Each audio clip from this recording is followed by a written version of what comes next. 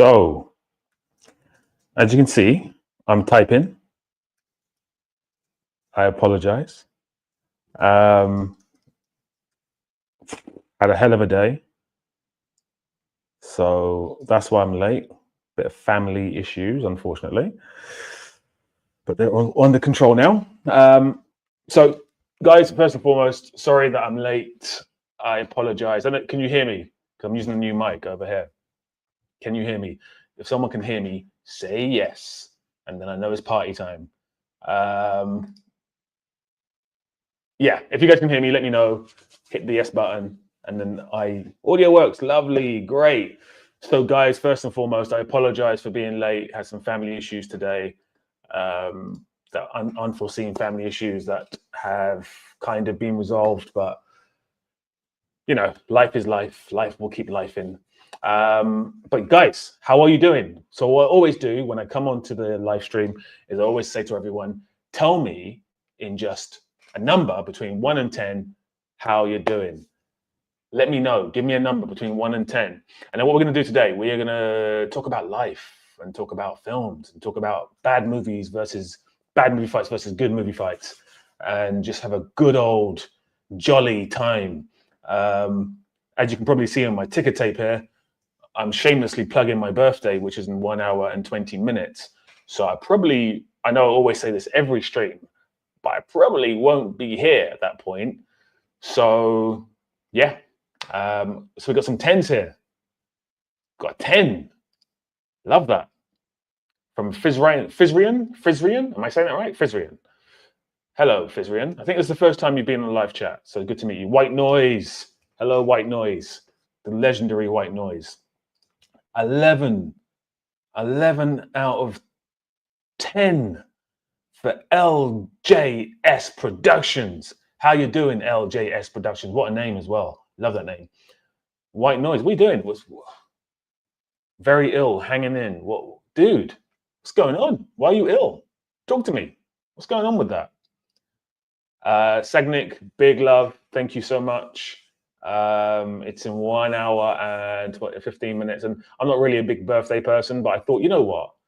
I was with family just now and they were like, Marcus, you never tell us when anything's going on.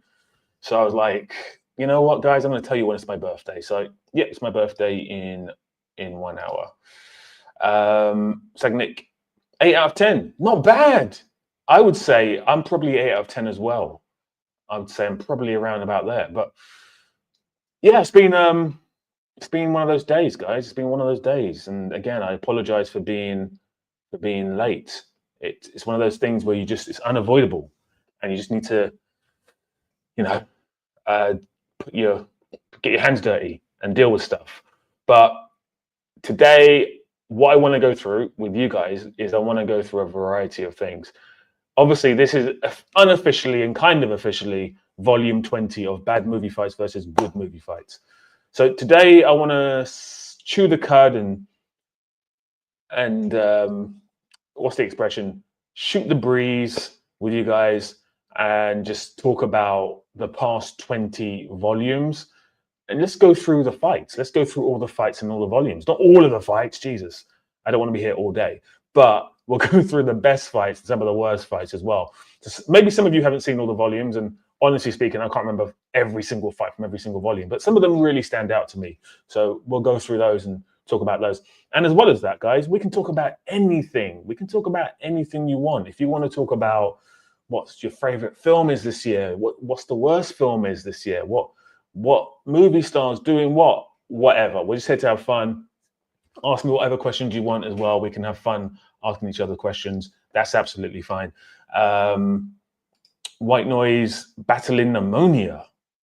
Oh my God, pneumonia. You know, back in the olden days, that would just be death, wouldn't it? Someone would go, I've got pneumonia, and you'd be like, oh, it's going to die. But you're going to be okay, White Noise. I have this strange suspicion in my heart that you're gonna pull through this one.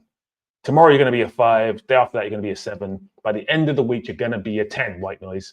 I can feel it. Worst film, Borderlands. I didn't see Borderlands, thank God. I put this.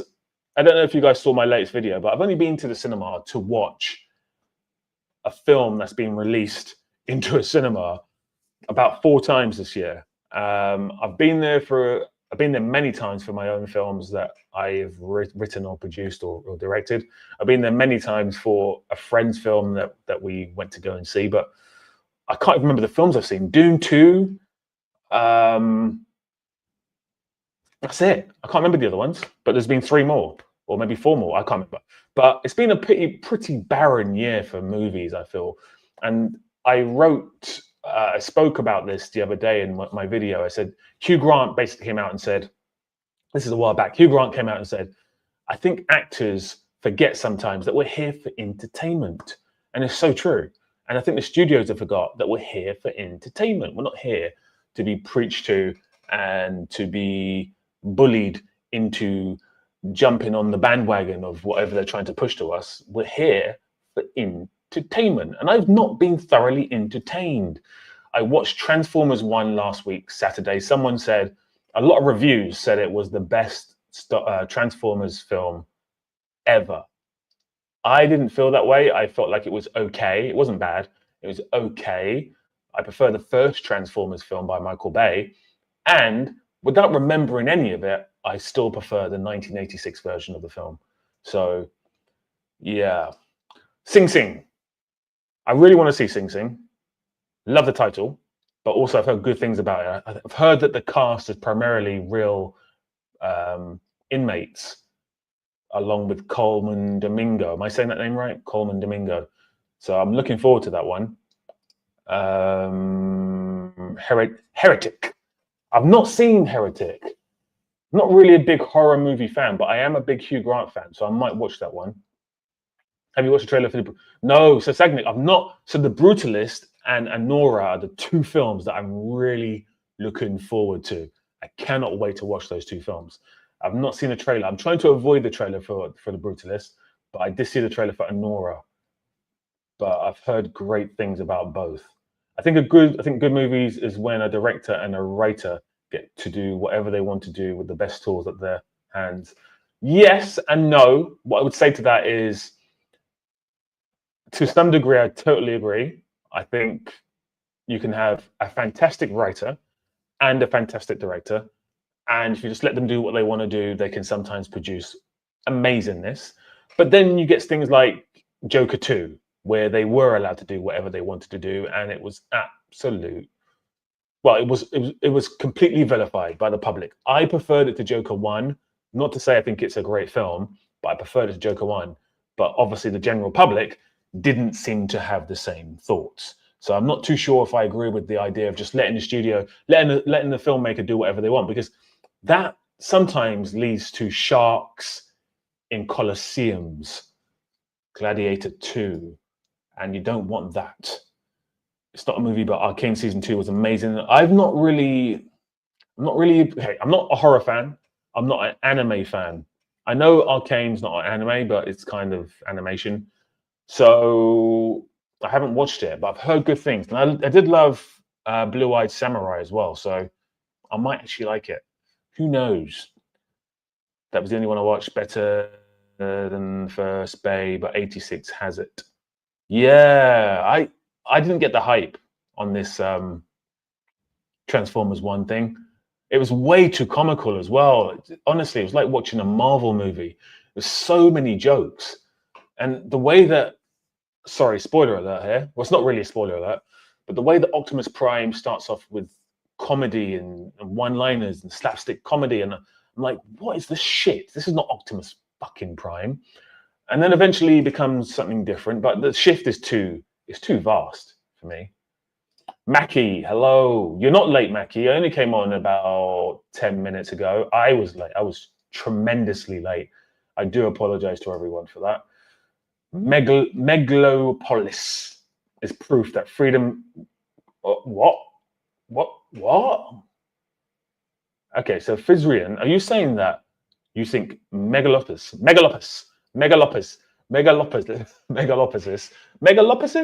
whatever the fuck it's called, do you think that's actually a good film? Because I've not seen it myself, but I've heard it's trash. Absolute trash. Hello, Noah Lipton. What a great name. Hello. I don't know why I'm doing like the Obi-Wan thing here. but hello. Good to meet you. Where you from, Noah Lipton? Arcane use of camera work or Jinx uses no sound, no telling us the camera just shows a state of mind. Okay, I might give it a try. Look at that. We just jumped up to 35 people watching. I love that, guys.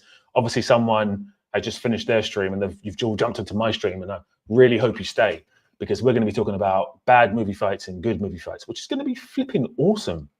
Parasite versus Snowpiercer. Mackie, did you ask this question on the comments once? Guys, can you see my eyes? No, you can't. My hat's too low. I'm not putting my head up enough. I'm not enunciating my body enough.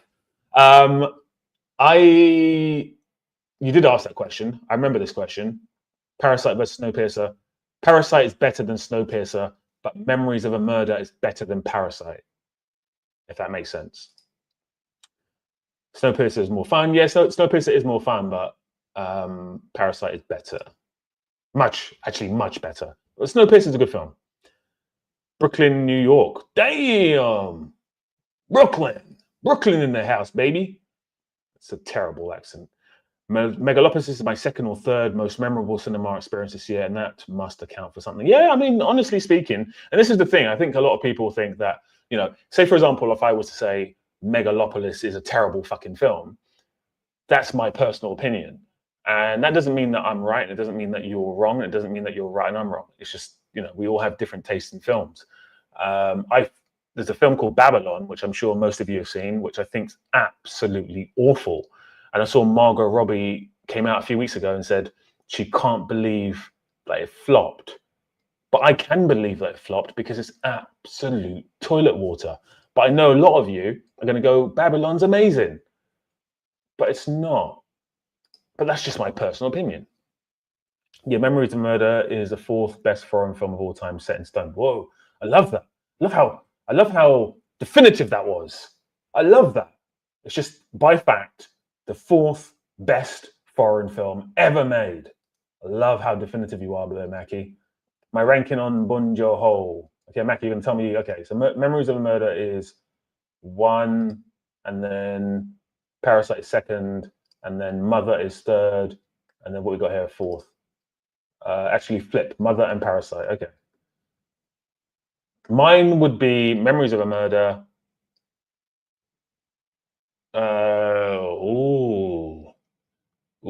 I think it has to be Parasite. Mother is a strange one. I would never watch it again, but I appreciate the technical prowess in the film. I think I prefer Host and Snowpiercer. I didn't really appreciate his one with Jake Gyllenhaal. Didn't really like that. Right. What about the Host? Yeah, the Host is good. J-Lo. I think J-Lo. I love that name. See, I've always had a thing for J-Lo. Not you, J-Lo, but J-Lo. You know, Ben Affleck's ex-wife. So the fact that your name is, I know I'm definitely butchering your name. Your name is probably not. Your name's probably like Alo, Hello, Kalo. But anyway, thoughts on Joker 2. Joker 2, I've got a review on the station. I prefer it to Joker 1. I think it's kind of okay. I don't think it's a masterpiece, but I don't hate it because I didn't like Joker 1. So I think if you like Joker 1, you're going to hate Joker 2. Then Mother. White Noise, Face Off 2 looks to be a go. Adam Wingard is to direct. Adam Wingard is the director of the Godzilla films, not the good Godzilla films, the shit ones. Cage and Travolta signing on in supporting roles. Who are the leads, White Noise? Who are going to be the leads in that film? Who should we put in the lead? Let's do this now, actually. Who should be the leads in the new Face Off film? Face Off 2. It should be called Face 2 Off or 2 Face Off or something. Who should be the leads? Which young starlet starlet? Starlet. What young starlet actors should be the leads in Face 2 Off? Let's call it Face 2 Off. Put it in the comments and then let's put it to the vote, shall we? After that. Babylon was awful. GG, I'm glad we're on the same page with that. You guys have gone way down here. J-Lo. You know what it was? I as a young whipper, I saw her in U-Turn by Oliver Stone. It stars Sean Penn. I was like, who is she? Now I kind of knew who she was because she was all over the press, but I was like, okay, she's pretty hot. She's in the desert. She's great. And then I saw Out of Sight, and I was like, I'm in love. I'm in love. She's incredible. I am absolutely in love. And I've been thinking, who is the modern day J-Lo for myself? And I think it's Sofia Boutella. I think it's her. She's fantastic. Anyone like Sofia Boutella? It's completely off topic. I know we are still talking about films, of course, but anyone like Sofia Boutella here? Anyway, you should hire Eric Roberts for your next film. I prefer Julia Roberts. I prefer his sister, but yeah. Am I a Nick Cage fan? Not really. I mean, honestly speaking, I think he's a fantastic actor. I love him in Leaving Las Vegas. I love how he just completely doesn't stick to the script and just does whatever he wants. I do like that about him, but I wouldn't call myself a fan. I'm not one of these people who are like, I love Steven Seagal. I ironically love Jean-Claude Van Damme. I ironically love Nicolas Cage. I'm not one of those kind of people.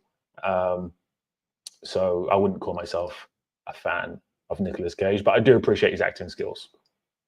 Ryan Gosling. I'm a bit tired of Ryan Gosling, for our special film called Face 2 Off. I would not have Ryan Gosling. I'm tired of him. I'm tired of that guy's face. Honestly, I am just done. I'm absolutely done. Anchovy Hopkins. Great question. No. Okay, we've got a couple of questions here. So Anchovy Hopkins, I'm going to star your question and come back to it in a minute. Got this question here. My favorite 5 foreign films are probably The Big City, Rashomon, 8.5, Memories of a Murder, and Brooklyn Thieves. Not seen that. Don't Kill Me, but I haven't seen Seven Samurai and Harry Caddy. Isn't the best film ever made. Well, you're spitting some. You are spitting out some fire there, Mackie. I'm going to say from your list here, I've not seen The Big City. Is The Big City with Burt Lancaster and Tony Curtis? The Big City. Someone let me know. Someone fact check that for me, please. Rashomon is fantastic. It would be in my top 10. 8.5 is brilliant. Memories of a Murder is by far my favorite Korean film. Bicycle Thieves. I have seen Bicycle Thieves, the Italian neorealism film. I have seen that. Was she the Mummy? Yes. So Matty, she was in The Mummy. She was also in those terrible films by Zack Snyder, Rebel Moon or whatever it's called. Terrible films. But if you watch her in a film called Climax, you will fall in love with her. Tom Cruise in Face 2 Off.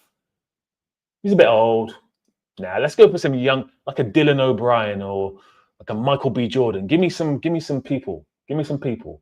What's the best film to come out of the pandemic? Well, I don't know. Do you mean so Reynolds? Do you mean a pandemic film, or do you mean a film that's come out of the pandemic? Let me know. Let me know, and I will come back to you on that one. After watching so many fight scenes, which one would you say I love this? I'll come back to this one. And am I saying your name right? J-Lo. What film do you like the most? Do you think the least amount of people here would? Oh, I love this question. I'll come back to it. What are you talking about, Marcus? Cage is cinema. He is, but he's not. Do you know what it is? I don't like the irony thing. I don't like, oh, Steven Seagal's ironically good and Jean-Claude Van Damme is ironically good. And I love me some Space Ice. I think it's hilarious. But he's actually just taking the piss out of them, isn't he?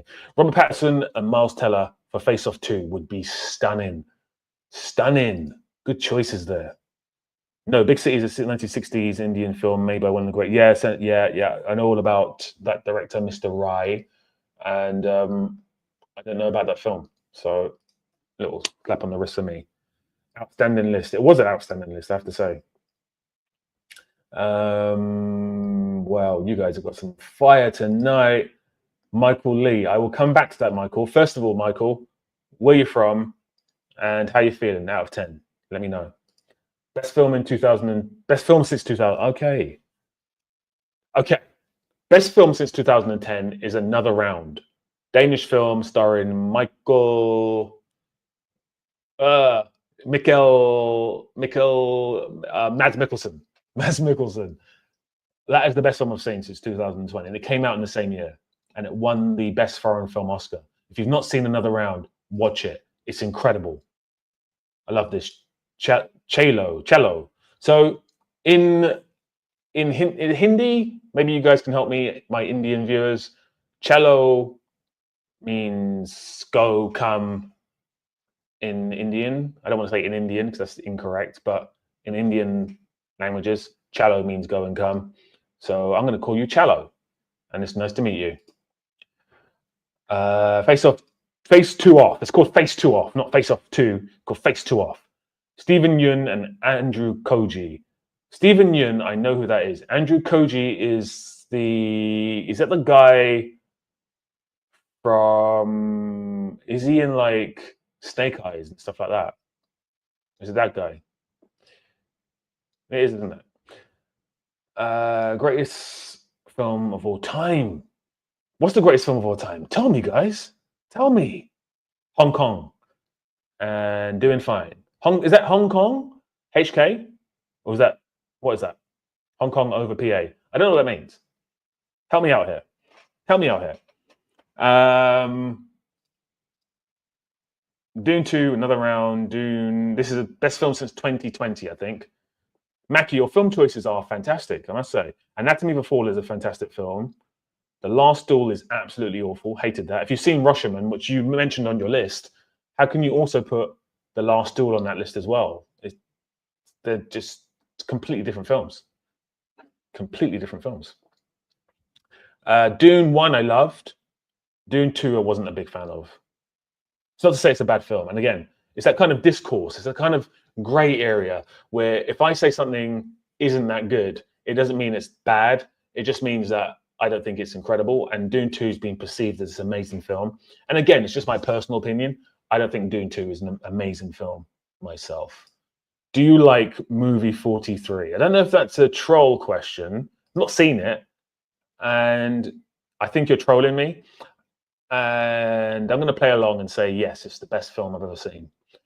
When it was a former UK colony, you're talking about HK, which is Hong Kong. Whiplash is my personal fave. What, ever? Your favorite film ever? Have you shown the fight scenes in Serenity sci-fi movie? Yep, it's a sci-fi movie by the guy who did Avengers. What's his name? The guy who's been cancelled. It's actually a really good film. Dune 2 is just kind of a blockbuster film. Completely agree with you, Sagnik. Last Duel takes a lot of inspiration from Rashomon, obviously, but that isn't necessarily a bad thing. It really makes the film amazing and different whilst having amazing acting, score, and plot points. Here's my thing. All right, I'm going to have a bit of a rant. So I'm just going to stretch my arms out. No, I wish I had some water, but I don't. And I've just come in and I'm parched. I'm absolutely parched. But here's my thing, because I'm going to go off on a bit of a rant here. Ridley Scott shit.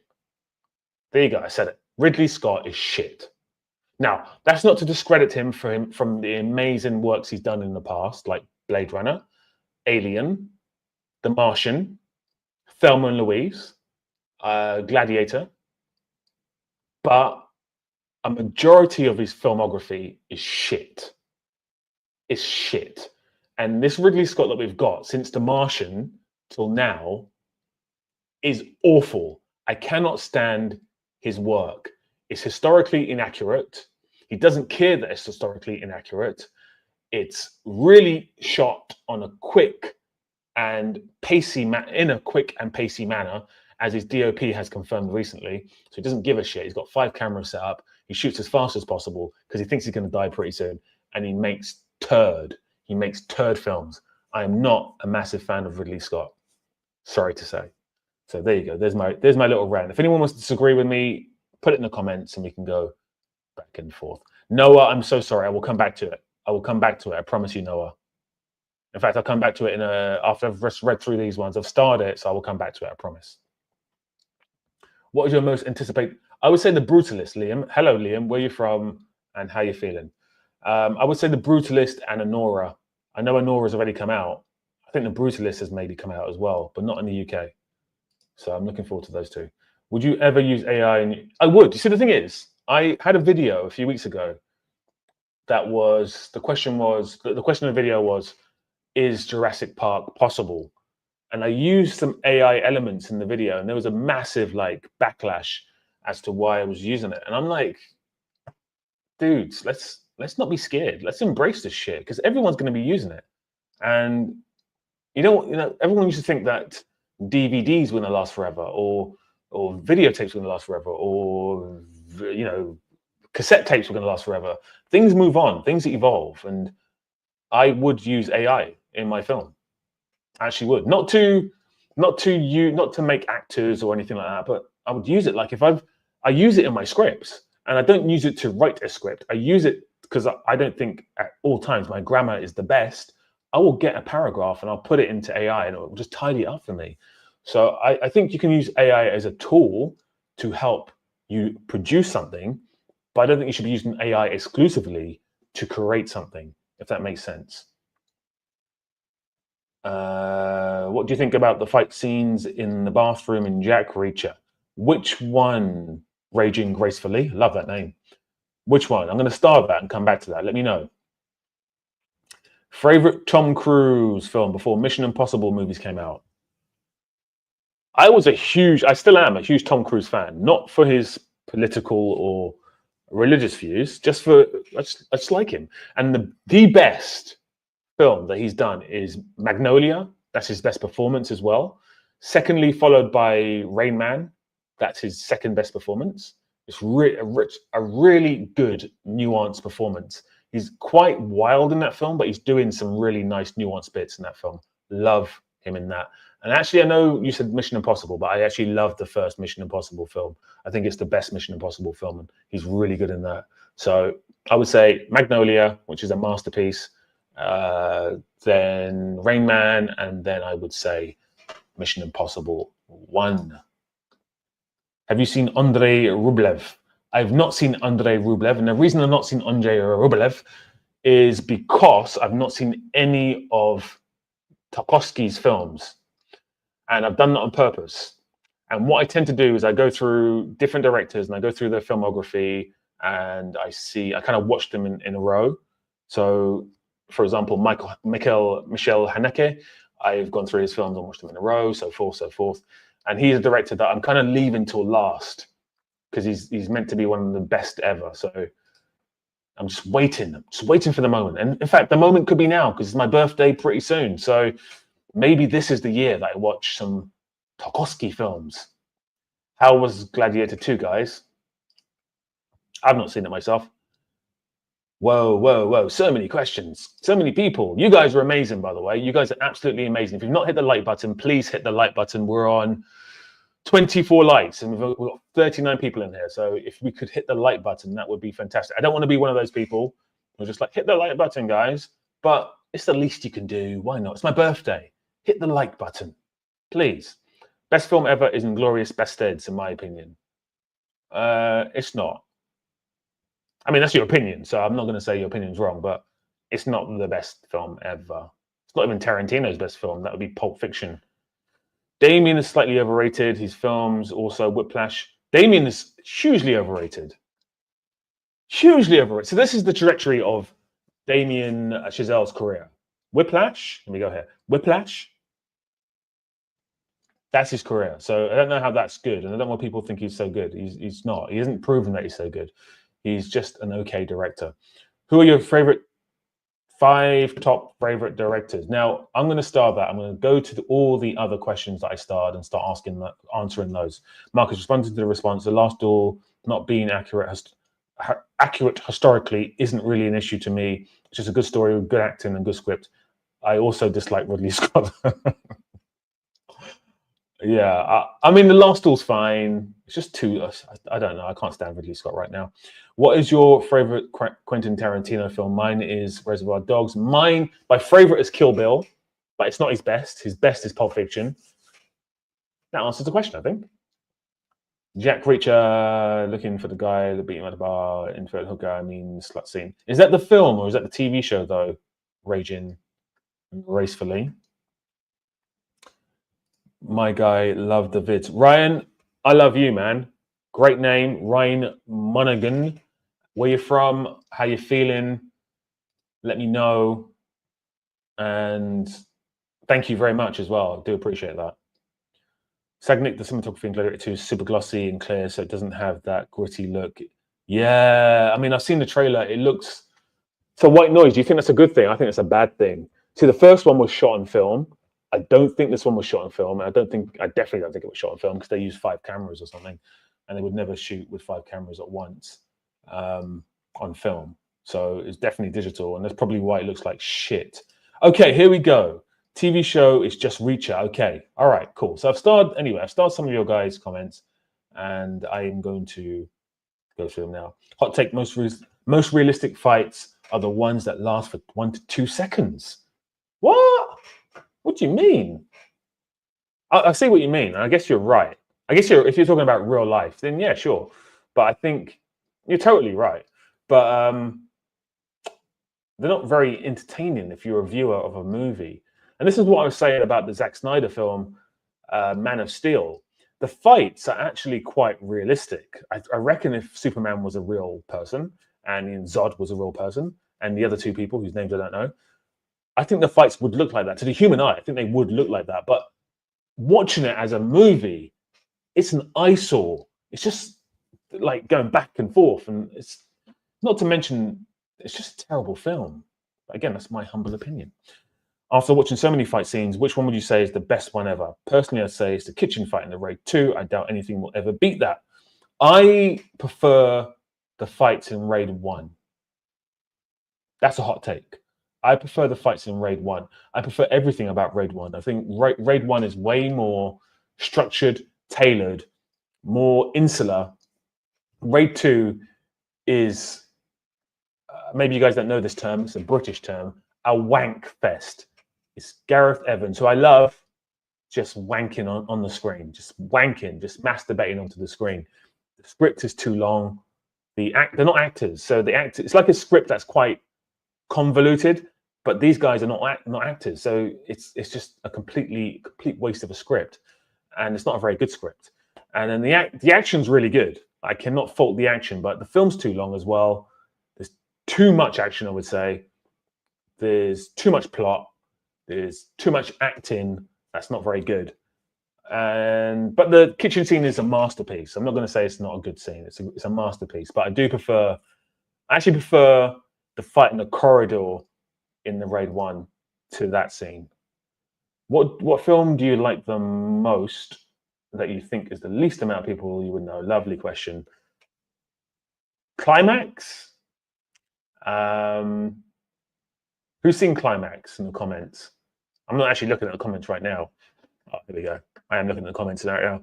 Anyone seen Climax? Maybe that would be my film. If not, if so many people have seen it, then I will say another film. But Climax is fantastic. Or if you just watch any of Gaspar Noé's films, they're just, especially his earlier films, they're really damn good. Anyone seen Climax? I've got a question here from Deco2. Deco2, what a cool name. Who's your favorite British director ever? I'm gonna say Danny Boyle. I love Christopher Nolan, but I think it's Danny Boyle. All right, another question. Have you seen Shogun? Yes, I have. Shogun is the best TV show I've seen since Better Call Saul. Best TV show I've seen this year, by far. Magnificent piece of work. Maybe the best bit of media I've seen since Better Call Saul. It's just flipping fantastic. What do you think about the fight scenes in Jet Reach? Okay, cool. So we come back to this question. I'm going to be honest with you. I don't remember them. I don't remember them. So that would suggest to me that they weren't that memorable because I don't remember them. Sorry. Who are your top 5 favorite directors? Okay. Got some big boy questions now. Before I come on to that, I'm going to leave it on the screen. Sure, I climax all the time. I'm tempted to put that on screen right now. It's disgusting, Fizrian. I don't need to know that you climax all the time. Jeez.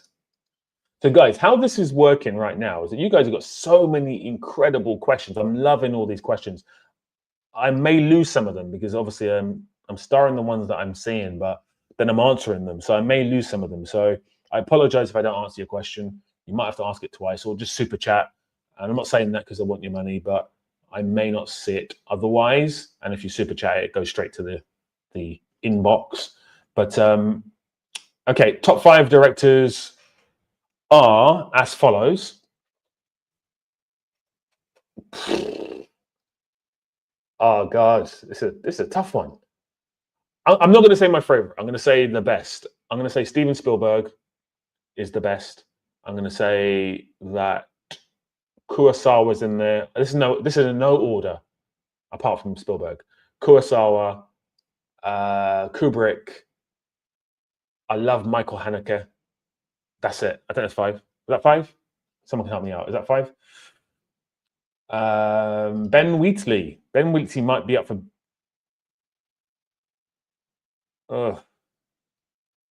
Oh God. Did you just say that? Did you just say that? Fizrian. Ben Wheatley. Oh, my friend. You get your fucking hands off me.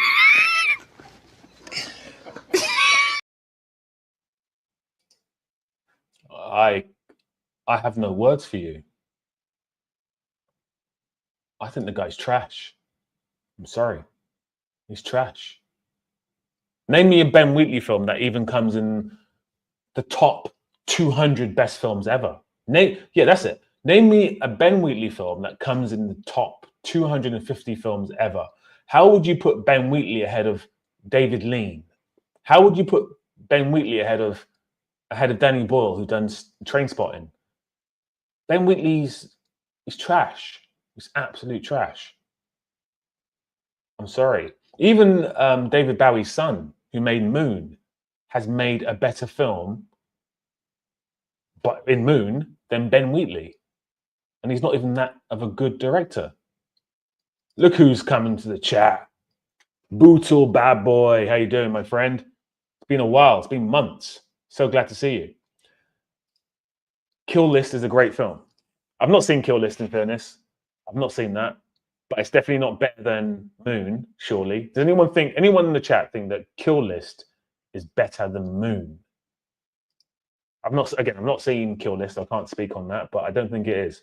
Ben Wheatley, yes, he did. He made Meg 2. And the reason he also made, he remade the Hitchcock film. How can you say that Ben Wheatley's better than Hitchcock?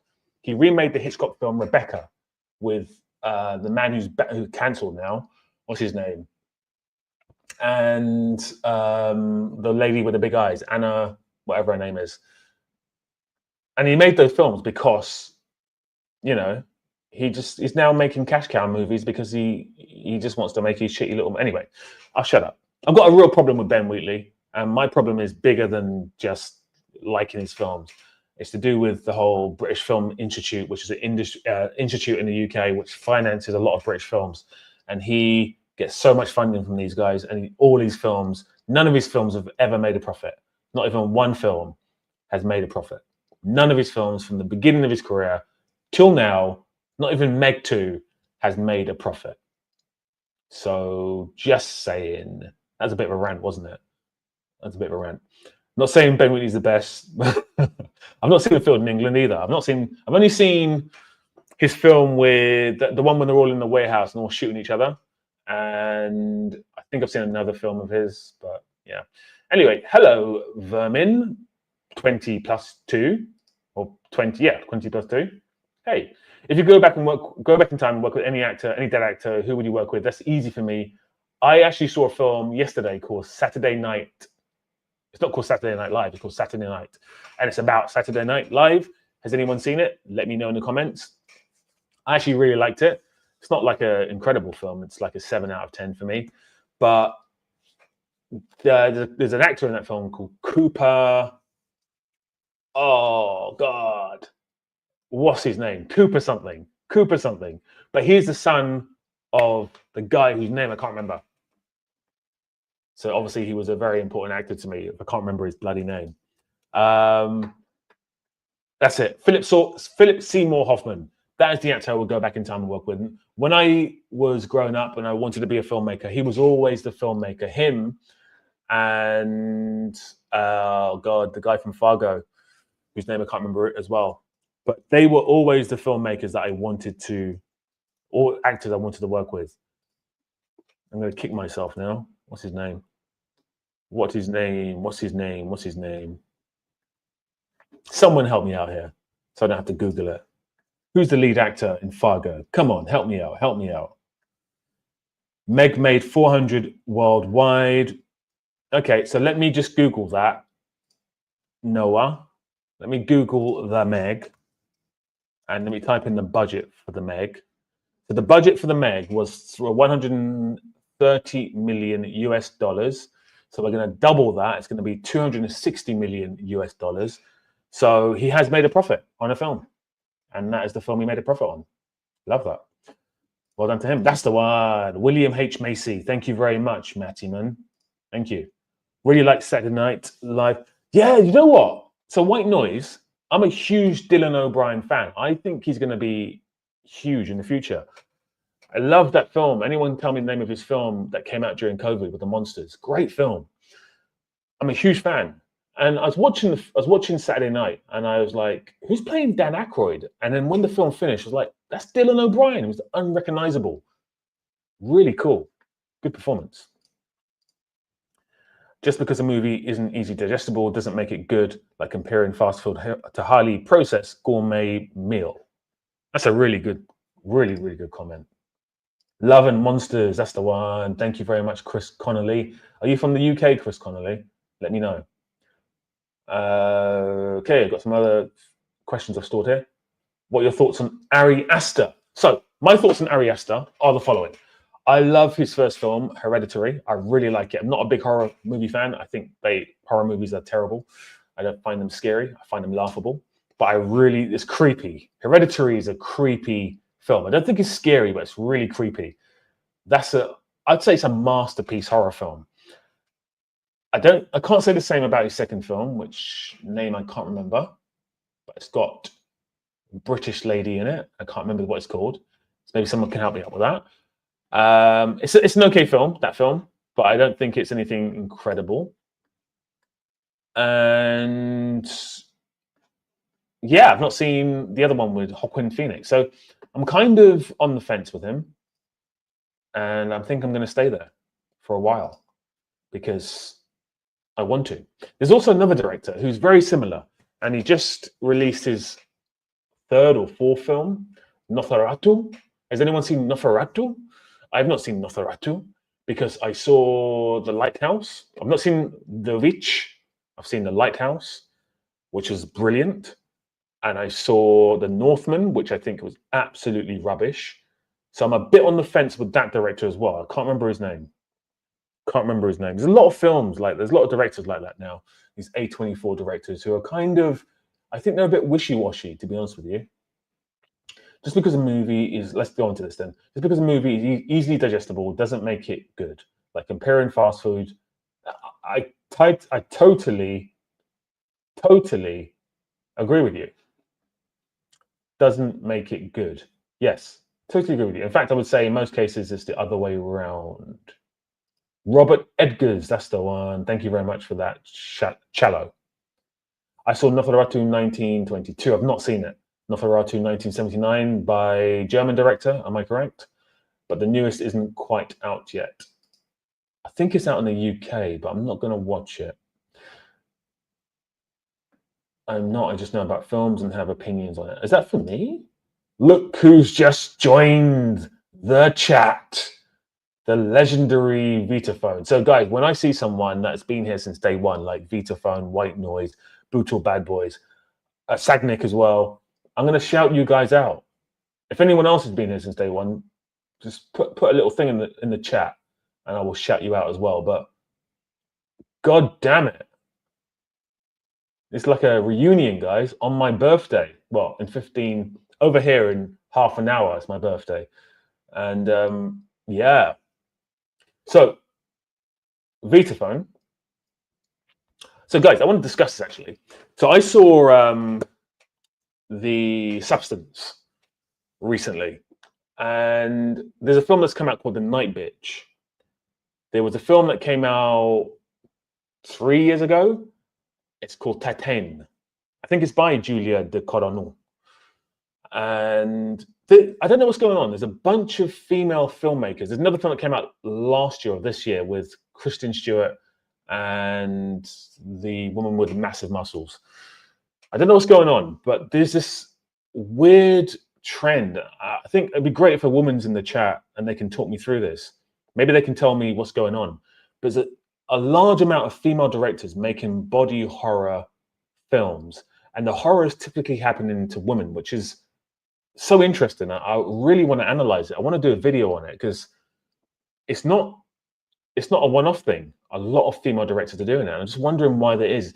Is it because they're influenced by David Cronenberg from the 80s? Is it because I don't know what it is. Maybe it's the way they feel nowadays. I would love to get a female perspective on it because it's a really interesting trend that's kicking in. It's really, really interesting. What are your thoughts on Everything Everywhere All at Once? I personally loved it. It was clever, sci-fi, but had a yeah. I think at times it went a little bit too silly. And I think if it got rid of the silly elements, it would be a masterpiece. But with those silly elements, I can't take it seriously. But I do think it's a really good film. I think most of the best directors today are directors making horror. Julia de Coronel, Jane Schonenbrunn, Rose Glass, who made that film I was talking about with The Wrestler and Kristen Stewart. I think it's the golden age for horror. I think this is the golden age for horror. Maybe. Hey, Paul. Nice to see you again. You're kind of like one of the day oneers, I think. Great to see you. Sergio Leone is one of the greats. Frank 79C, totally fucking agree with you. Absolutely. My birthday was a few weeks ago. Back on the. I didn't know that, Vita Phone. I did not know that. Happy birthday! Absolute pleasure, as always, to even being in your presence. Happy birthday! I think we're born the same year as well. So I'm not going to give away my age, but I think we're born in the same year. Right. Love Lies Bleeding. That's the one. That's the one. Have you seen A Woman? Don't know how to take that question. What do you mean, have I seen? Of course I've seen A Woman. No, I've not. Is that a film? I've not seen A Woman. I've not seen that. Do you mean A Woman Walks Home at Night Alone? Or do you mean A Woman? I would love to do a video like that. Yeah, I mean, if there's any women in here, I would love to hear their thoughts on that phenomenon.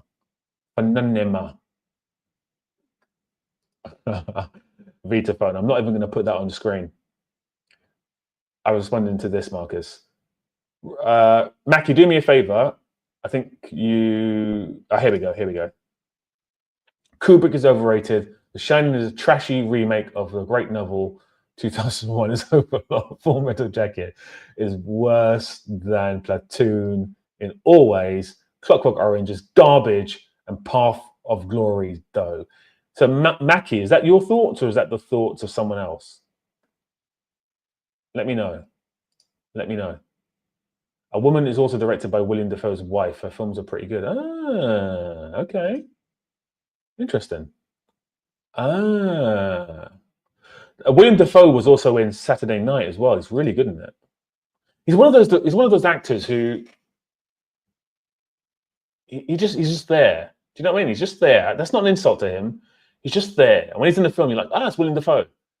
And you're like, okay, cool. He's putting a really good performance. But I've never seen him in a film and thought, wow. Maybe The Lighthouse, but I've never seen him in a film going, wow, like Oscar. This guy deserves an Oscar. Again, he's a brilliant actor, but he's just kind of there. And I think it's because he's a supporting actor that I don't feel that way. And as supporting actors go, he's one of the best. Your thoughts? Okay, Mackie, let me put this into a star and I'll come back to it. Strange Darling. It's on my list. It's on my Amazon watch list. So I will probably watch it at some point, but I don't know when that will be. You know what I've decided, guys? I am going to go into my birthday. So on the stroke of midnight, so that's 29 minutes, I will be here. and then I will leave. I was going to leave before that, but you know what? Fuck it. Fuck it. It's my birthday. I can do what I want. I can be here at midnight if I want to be. Fuck it. Antichrist. Is that that weird guy's film? What's his name? The guy who made Melancholia, and then he went to the Cannes Film Festival and said that he understands the thoughts of Hitler in front of everyone at a press conference. Now, I think he was joking because he laughed afterwards, but it's a pretty fucking stupid thing to say. It's not very funny. We have Mackie Scorsese in the chat, guys. What's going on? What's going on? What are you guys doing? What are you guys doing? Barry Lyndon's not just very good. Barry Lyndon's incredible. Incredible. Von Trier, Lars von Trier, one of the advocates, one of the creators of Dogma 95. And I am not a huge fan. Have you heard of the female director called Celine Sciamma? Yes, I have. She is very good. She made a film called Girlhood, which is a French film. And I really like Girlhood. It's really good for about 75% of it. And then the last 25% is not so good. And she made Portrait of a Lady on Fire, which I thought was absolute art house trash. But shot really well, beautifully acted, just art house French trash. Thoughts on kinds of... I've not seen it. Do you know what, Vitaphone? It's not available in the UK. It's not available on Amazon, so I've not actually seen it. I wonder if it is available. I might watch it tomorrow. I need to search for it. But I don't think it's out. Jackie Chan is a very good director. Adam, can you tell me what he's directed? That's not, by the way, I'm not insulting you. I just don't know what he's directed, so it's hard for me to agree. Did you see the Sight and Sound Top 50 in 2022? Do you know what? Vitaphone, I think, loves that list. Because on that list, I think that's the list of Jane. Is that the list with Janet Dilmel at number 222, blah, blah. And that film is number 1. Because I know Vitaphone loves that film. What is the film you've never understood the hype for? Oh, you're gonna get me cancelled by the chat. There's so many of them. Joker, for example, which is just a rip-off of Taxi Driver and King of Comedy, which is just a rip-off of Martin Scorsese's work, for example.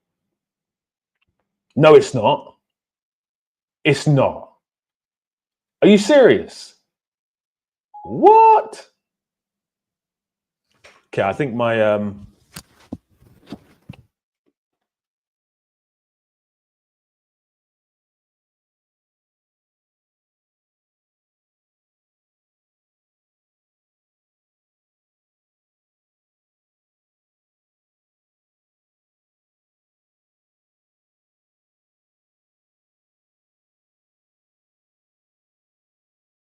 onto here.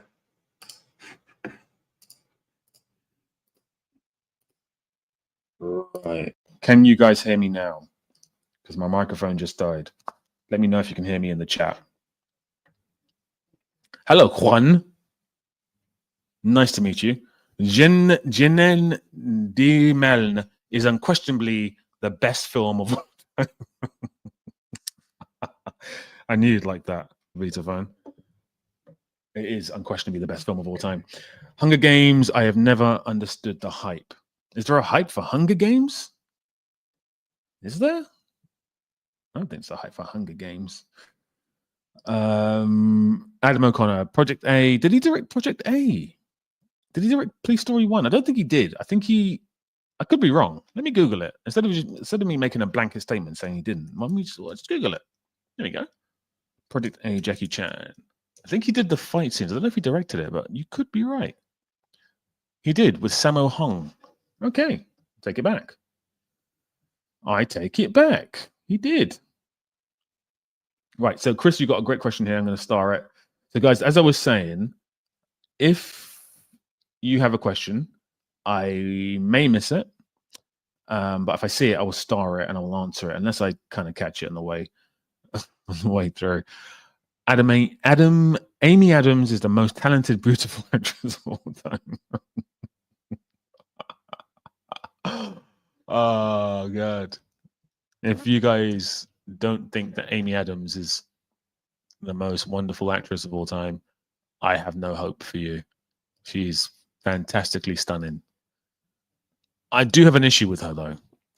My issue with her is that she looks miserable. She always looks so damn miserable. And you know what? There's nothing wrong with that. I've come to accept that that's just who she is. And there's nothing you can do to make her happy. It's just who she is. Amy Adams. Stunning woman, though. Stunning. Absolutely stunning. There she is. Look at that.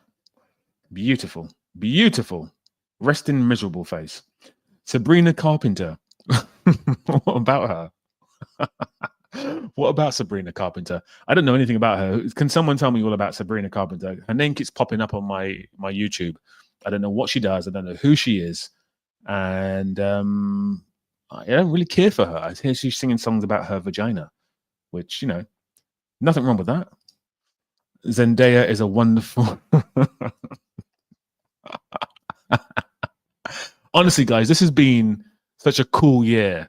And I know a lot of you guys probably won't get some of these jokes because I used to do live streams quite frequently and I would just come on and insult Amy Adams for having just a miserable face. And I insulted Zendaya because I just think she does the same thing in every single film.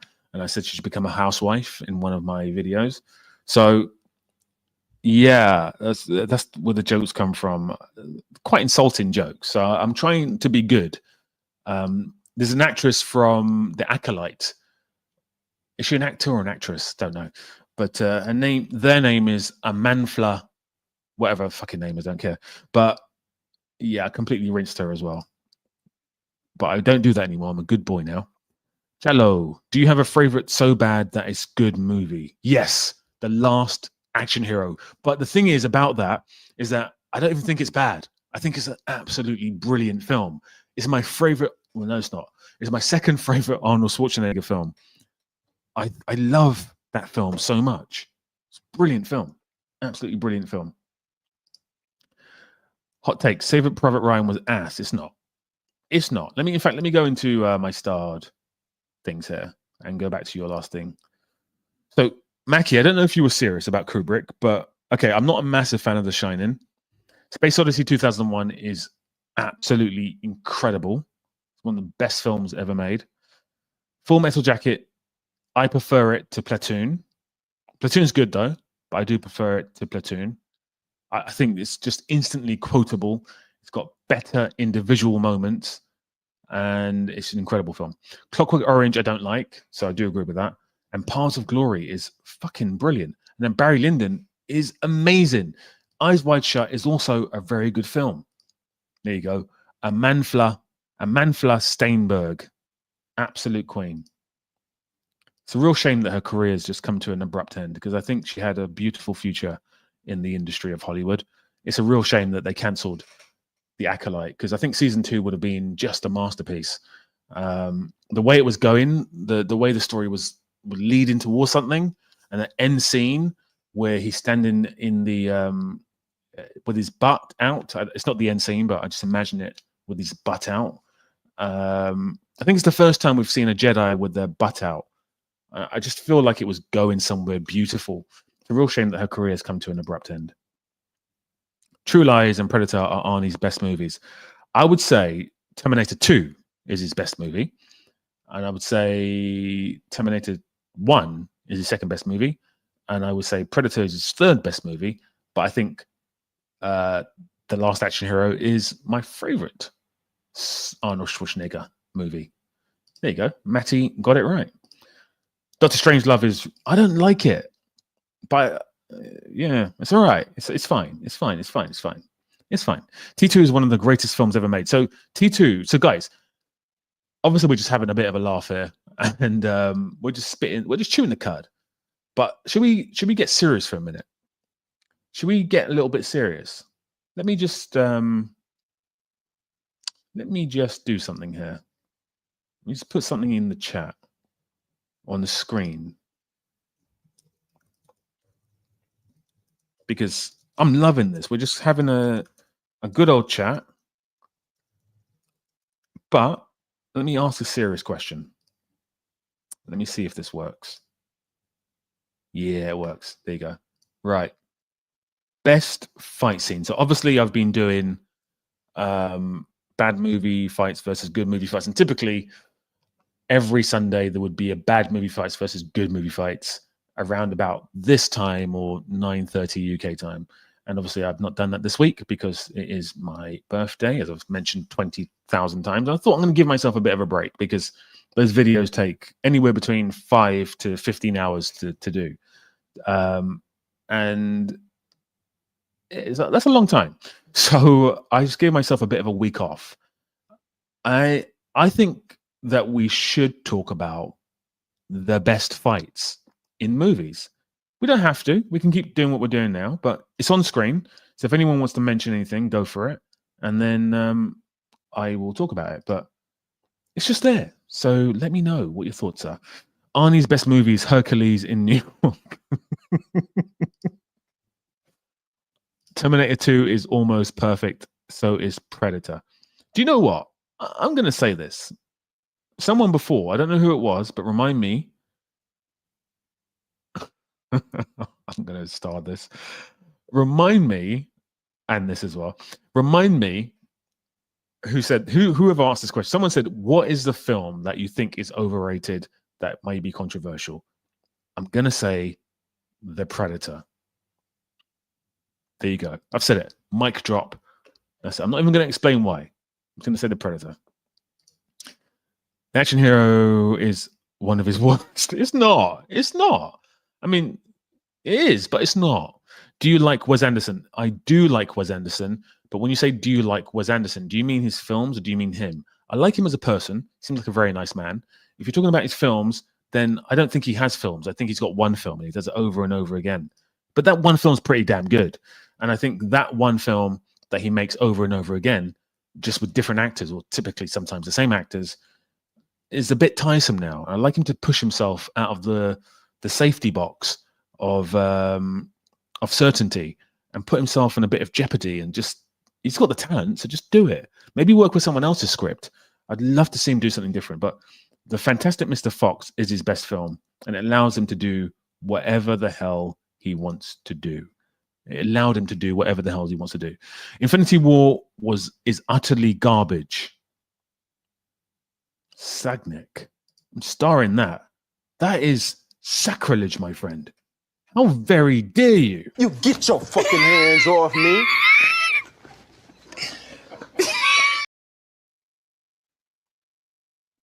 What are you saying right now? I've starred that. I'm going to come back to that. I think T2 is overrated. Whoa, geez. Jeez. Predator is perfectly rated, but it's one of them films that's been ripped off and remade. So yeah, but Fred, I agree with you. I do agree with that. I'm saying the same thing, but I'm also saying something different. I totally agree with you, but I also think that it isn't perfectly rated. Sorry. I think it's a bit overrated. Sorry. I almost feel like bitterness when I say that. I can taste the bitterness in my mouth when I say it, because I do like it. I just think people just quote it so much, like Predator, the Predator, the Predator. I just don't like it that much. It's okay. I understand it's okay, but it's not that good. It doesn't matter. Doesn't matter. Doesn't matter. I don't like all these new Predator films as well. They're all shit. Predator versus Alien, the Predator, the Predators, the Prey. Just stop. Just stop. Would you ever direct a film written by someone else? That's a fantastic question, Reynolds. I haven't yet, and I don't think I would, but I may have to. I just watched the Darjeeling Limited, which was great. I wouldn't call it great, Michael. I mean, to you it's great. So again, I don't want to disparage your thoughts, but I don't think it's great. I think it's okay. Personally, Fantastic Mr. Fox is the only Wes Anderson film I like. I do like The Royal Tenenbaums. I think that's a good film. I do like The Life Aquatic, and I do love Fantastic Mr. Fox, and I do love his best live action film, which is The Grand Hotel Budapest, The Grand Budapest Hotel, whatever it's called. I've never seen all of Jackie Fan, Benny. I can never say this guy's name. It may be the best ever. It's Bruce and Chuck on steroids. I love that. Love that comment. Last Action Hero was too far ahead of its time, along with Big Trouble in Little China. Yeah, those two films are very similar. Very similar, Vita fan. We've spoken about this before, but absolutely love those two films. See, when people say that Predator's brilliant, I just say Big Trouble in Little China is better. Big Trouble in Little China is better than The Predator. Does anyone agree with that? Does anyone agree with that ridiculous statement? Hey, everyone. Hey, El Gato. I mean, let me say Anakin versus Obi-Wan has to be one of the best fights in cinema history.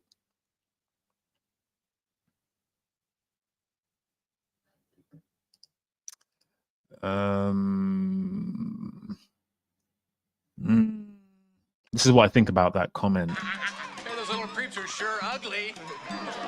Oh, yeah, I'll show you ugly.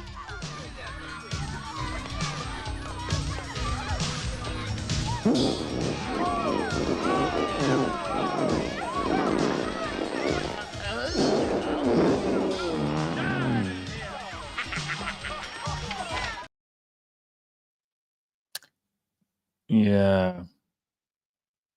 I mean, okay, so I don't want to completely discredit you there. I think it's a good fight for sure. I do think the fight in Phantom Menace, which is a terrible fucking film, is better. I would say that. But it's not a bad fight. Obi-Wan versus Anakin's not a bad fight at all. It's just, it could have been so much better. I hate you. I hate you. Just so... the dialogue is just so bad. Best working director today is Coen Brothers and the Safdie brothers. Well, the Safdie brothers are not brothers anymore. They work separately now. So that's not the case. And the Coen brothers are brilliant, but I can't remember the last good film they made together. So they also work separately now as well. I think they're going to make a film together. I think the next film they're going to make together, because they both tried separately and it didn't really work out. But I don't think they're the best working today. Maybe they are. Well, I mean, Spielberg's better than the Coen brothers. I think you guys may not like that comment. The best fight in Star Wars is the one between Vader and Luke in episode 4. Episode 4. You know what? For me, I know people now say episode 1 is Phantom Menace and blah, blah, blah. For me, the first film is just Star Wars. The second film is Empire Strikes Back. And the third film is Return of the Jedi.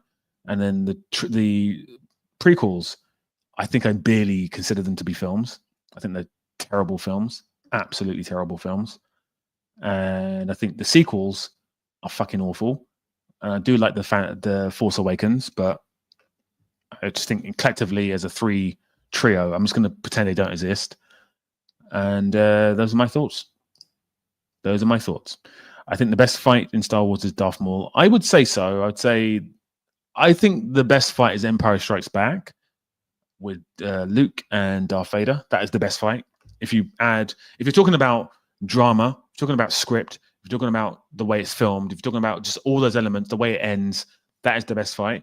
If you're talking about just pure fight for the sake of a fight, then definitely Darth Maul is the best fight. For sure.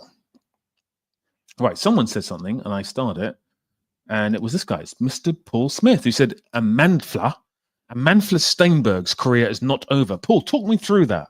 What do you mean by that? Because let me just grab her IMDb up here, and let me just get Amanda. I think, unfortunately for her, and do you know what? I am a fan.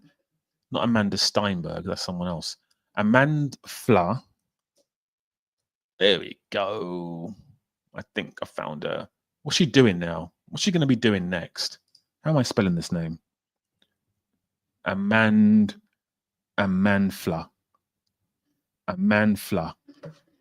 The Acolyte. Let me find her through that. Okay, here we go. What is she doing next? You've got 4.2 on IMDb. That's a real shame. It's a real shame. All right, Amandla is now going to be making. Okay, she is going to be making nothing, I think. There's a film called Wildwood where she's the voice. She's got nothing else coming up. It's not to say that her career is over, obviously, but it's also not encouraging that she's got nothing lined up. So Lee Ermey is also in Seven. He wasn't really in many things, but he was in Seven, and Seven's a masterpiece as well. Sagnick, Infinity War. We've spoken about this before. It's not, is it? It's not. I mean, come on. I think it's the second or third top grossing movie of all time, or fourth, or whatever it is. It's not. It's not. I know box office doesn't translate to a film being good because Avatar's shit, but come on. It's not trash. Come on. Amandla is a decent actress, but she hates fans of the franchise. She's making it worse for herself. So there's a problem. And the problem is that her or them, I don't want to disrespect them, they talk too much. No one wants to hear their absolute shit. Shut up, act, shut up. That's all you need to do. Just shut up and entertain us, and then go home to your mansion and just enjoy life. Don't want to hear your thoughts on anything to do with anything. All I wanted to do is read the script that was presented to you, cash your paycheck, and after you've done that, please go away, back to your mansion, and I'm done with you. Now, that may sound disrespectful. I don't want to be disrespectful, but facts, complete facts. Don't want to hear your political views. Don't want to hear anything. So I think she's got a problem. And the other one who's got a problem is Snow White. I forgot her name. She's got a problem as well. She talks too much. And this is not a woman thing, by the way, because there's non-binary, there's men, there's all sorts of people. Just shut up. I don't want to hear any actors' opinions. Shut up, act, and I'll watch your movie. If you keep talking, then I probably won't. Sorry. Right. What else we got? Fabelmans felt redundant, even though it's autobiographical, because Spielberg's early work felt more autobiographical. Fred, you got some really good opinions. Love that. But I mean, the thing is with Spielberg is that obviously he's now approaching his mid-70s, approaching his late 70s, I think. And, you know, you get to a point where you just haven't got much to say. And that's where he's at right now. But I can't completely disrespect the rest of his filmography, which is fan-bloody-tastic. Rachel Ziegler, the real queen of talking nonsense on camera. If you have an opinion and it has no logical sense to it, just pass it on to Rachel Ziegler and she will voice it for you. She's got a platform, you see. She's got a platform and she will use her platform to speak truth and also concurrently flop her own career. She's the person you need. Do you ever want to make political movies or do you keep politics out of your script? Great question. So far, I would say I've made 6 feature films. I would say 90% of them all have political messages, but are not in your face. They're all kind of interwoven with comedy or, you know, just subtext. They're not the text. They're subtext. I don't like movies. I don't like movies like that. I prefer. So I've just randomly clicked on a message. I don't know what that means. Yeah, so Paul, she is, and I did bring that one up. It's voice work. She's doing voice work in Wildwood, and it must be an animation. It is a stop motion animation. So, yeah. I mean, good for her. She's working, but I just think they could be just incredible if they just shut the fuck up, go to acting school, and improve their acting. I think they could be incredible. There's some potential there. Persona is a unique masterpiece. Sagnik, Persona is one of the greatest films I've ever seen in my whole life. Persona is one of the greatest films I've ever seen in my whole life. It's one of the films that I never automatically think of to mention when I'm talking about the best films of all time. But Persona is just fantastic. Fantastic. Absolutely fantastic. I think Richard Ziegler gets too much hate online. So many stars nowadays say dumb stuff because of how overexposed they are. She's still very... You know what? I agree. And this is what I'm saying, Fred. So this is what I'm saying. This is kind of the crux of my issue, that she is talented. She can sing. She's got an incredible voice. She's been given wonderful opportunities, but no one wants to hear any actors talk about anything political. Just shut up and act. That's kind of the way it's always been. There's been times when, like, you know, Marlon Brando sent up a Native American to collect his Oscar. And yeah, I mean, there's like iconic moments in history where actors have either done or said something that is really powerful. But there's also many times when actors say dumb shit because they're stupid. And if it's an actor in the chat right now and I've offended you, I do apologize. But what I mean to say is that there's a reason why you're given a script. There's a reason why you're given a script. And there's a reason why a director says, don't say it like that. Say it like this. It's because no one wants to hear you say shit. Isn't always movies political. So I cannot say your name. But I would say no. Movies aren't always. There's sometimes movies with subtext that maybe you won't even recognize, and maybe the director's laid it so well that you just don't get it until it's in your subconscious. But I would say that in most cases, not in most cases, I would say in a lot of cases, no, they're not. Like Titanic. Is Titanic political? Would you call Titanic political? I think Avatar maybe is political, but what about True Lies? Is that political? So no, I don't think all movies are political. Even like Seven. Is Seven political? I don't think Seven's political. Could be wrong. Is it okay for a writer-director to be political, like Jonathan Glazer at the Oscars? Love the question, Reynolds. When you say Jonathan Glazer at the Oscar, what do you mean? Do you mean he said something political, or do you mean his film is political, or what do you mean? What do you mean? I mean, Titanic talks about historical materialism. It does, but that's not politics. That's just materialism. That's completely something different. I think there's a question in there about the hierarchy of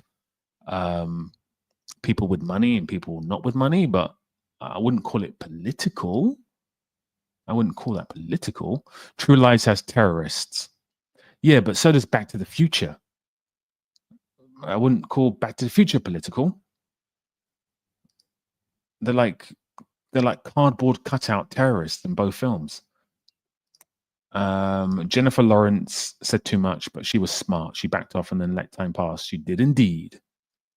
White Noise. Big love, my friend. Is it actually? Oh my God, it's my birthday. So White Noise, thank you so much for this and for the past 12 months of being absolutely fantastic on the chat, in the comments, just in general, just being a wonderful human being. Thank you for gifting people the memberships. That's beautiful. Thank you. I can only thank you. That's all I can do, is just thank you over and over again. Thank you to everyone in the chat. You guys are incredible, every single one of you. And you know, this stuff that you guys have said that I may have said opposite to, but it doesn't mean that's why we're here, right? I mean, the film's so subjective. Art is subjective. Doesn't mean I dislike you. Doesn't mean hopefully it doesn't mean you dislike me. And I know some people get offended because I go, "That's not right. That's not right." I'm just arguing. It's like talking to your friend down in the restaurant or whatever. I'm not trying to offend anyone. It's just my thoughts. And if I'm arguing back and forth, it's just because, you know, we're all friends here and we can have a chat and go back and forth. But thank you so much for all the support over the past few months. And I've only been doing YouTube for about about 13, 14 months. And you guys are the reasons why I feel like I've been immensely loved and immensely successful. Obviously, I'm not Mr. Beast. I wouldn't want to be Mr. Beast. He does something very different to me. But I feel like, you know, I've got close to 60K subscribers and every one of you is special and beautiful. And thank you very much for the birthday wishes, everyone. It means a lot. So thank you. Thank you, thank you, thank you. Okay. Sorry, but you can't get away from politics, by the way. Happy birthday. No, Paul, yeah, I mean, I don't agree. I don't think all films have politics at all. I really don't. Like Raid Redemption, has that got politics? I don't think so. I think Raid 2 maybe has politics, but Raid Redemption doesn't have politics. But anyway, doesn't matter. This is a dialectic man. I love arguing. Love it. I love Godzilla -1 more than Godzilla versus Kong. Totally agree with you. Totally 100%. Godzilla 2014 and Skull Island were good movies. Fight me. Godzilla 2014 was a good movie. It was. Certainly was. As a film student, I appreciate your content a lot. Yeah, I mean, thankfully I missed out on being a film student, but I would have loved if YouTube was around when I was a kid. I would have loved it if YouTube was around so that I could have had, you know, instant film tips. I've watched so many great movie channels over the years, and I've learned a lot. I learned a lot from a lot of movie channels. So you're very fortunate to be in that position. You just said Romeo and Juliet. Okay, so I think you're talking to someone else. Fizrian, I think you're talking to someone else. But Romeo and Juliet, did it have politics? Yeah, I mean, it's inherently political. There's actual politicians in the text. So it definitely is. Love the Penguin might be better than Mackie. Oh God, Mackie. It's my birthday. Why do you say that? You get your fucking hands off me. Mackie. Why would you say that? Oh God. Why? What the hell? That comment is just...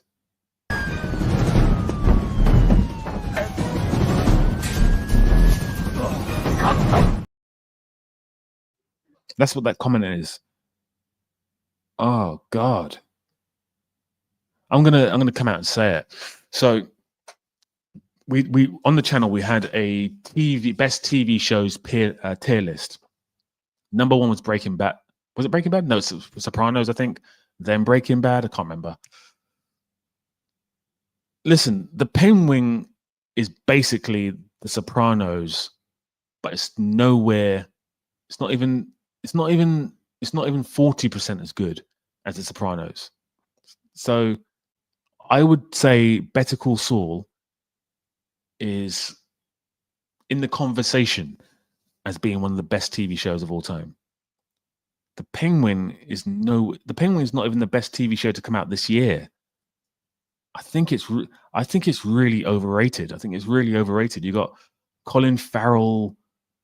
I think he's doing an okay job for sure. Like if you watch him in the press tours, completely different person. So he completely embodies someone else. But he is ultimately just, if you just think about it, he's ultimately just putting on a fat suit and doing an Italian American accent. That's all he's doing. And obviously there's a bit more nuance to it than that. But it's just, it's to me, when I watch it, I don't know whether I should laugh or not, because he's just going around going, yeah, don't do that, kid. It's not good. No, kid, don't do that. It's just, I'm doing it now. I'm doing the penguin right now. And if I wore a fat suit, you'd be like, oh, you're doing the penguin. That's so cool. It's a great performance. But it's not. I'm just wearing a fat suit and got makeup on. Going, hey, kid, don't put that over there, kid. Don't put it over there. What are you talking about? Like, that's not, to me, that's not good acting. But hey, and then the way the show ends, and spoiler alert, you might want to turn me on to mute for a few seconds, but spoiler alert, the way it ends is so fucking dumb. So fucking dumb. The way that, not the actual, did anyone, I don't want to ruin it for anyone. But anyway, there's a sister of the gangster sister, whose name I can't remember. I don't care about her name. She goes to, something happens to her. She gets put into a place. And then the same doctor who stopped being a doctor so he can have sex with her then became a doctor again in the same thing. That is so dumb. That would never in a million years happen in The Sopranos. That's not realistic. That's dumb as fuck. Stupid ending, but it does have a really good twist. And it's okay. I mean, it's just a bit of fun. I don't think it's as good as people say it is. Let's put it that way. In fact, this is my thoughts. It's not even, and Sagnik, it's not even close. Like, for me, Shogun is one of the greatest TV bits of media I've ever seen in my whole life. It's beautiful. Beautiful. Penguin is just nonsense. Hand over heart, I still believe Simpsons is way better than The Wire or Sopranos. I don't think it is, purely based on the length of time it's gone on for. And I would say the first 10 seasons, 11 seasons were golden cinema. And I think there's been like 30 seasons after that. I might be exaggerating, but there's been a lot of seasons after that. And they're not anywhere near as good as those first 11 seasons or whatever. So in that, for that reason, I wouldn't be able to say it's in the list. 10 best TV shows include Breaking Bad, Sopranos, The Wire, Game of Thrones is not in there purely based on the way it ended. The Penguin is not in the best TV shows ever. Come on. Come on. Oh, it's not even finished. It's only on season 1. There's no way it should be on anywhere near this list. I could say the same thing about Shogun, but I wouldn't put Shogun on the best, because they're bringing it back. I wouldn't put it on the best list of TV shows ever. But the Penguin, God, killing me here, killing me. Oh, it's really ruined my birthday. Thank you so much. The Orgrific. You guys and your names are just amazing. Penguin is just an elevated WB show, fun and very good presentation, but ultimately empty fun. I don't know what it is. I agree with this comment completely, Vitaphone. I don't know what it is. I just can't take it seriously. Honestly, I just watch it. I'm like, this is fun, but it doesn't have any impact on me whatsoever. Prison Break is one of the best first season and ruined immediately afterwards. Yeah, it should have been a one-hit wonder. There's another show that you guys can help me out. Claire Danes, TV show about terrorism. What's it called? Help me out here. What's that called? What is that TV show called? Claire Danes, terrorism.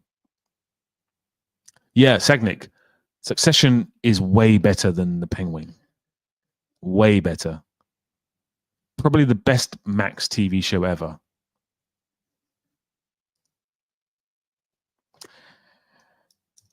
Okay, let me just Google this. Best Max TV shows.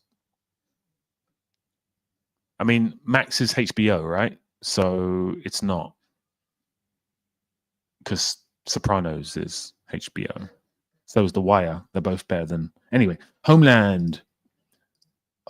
Yeah, if that was a one season show, that would have been one of the greatest TV shows ever made in the history of TV shows.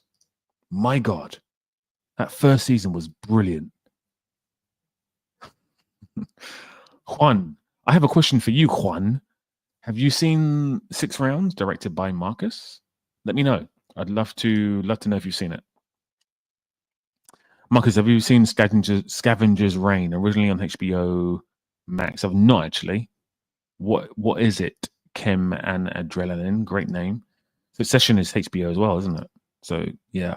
Would you ever consider doing I would. I've tried to make an animated movie before actually, because I've always thought it'd be easier to do some things that you can't do on a big budget, but to make an animated movie is actually quite expensive. And additionally, it's a very long process. So yeah, but I would love to do an animated movie. Love that. Juan, oh, Fizrian, you've seen 6 Rounds. Okay, nice.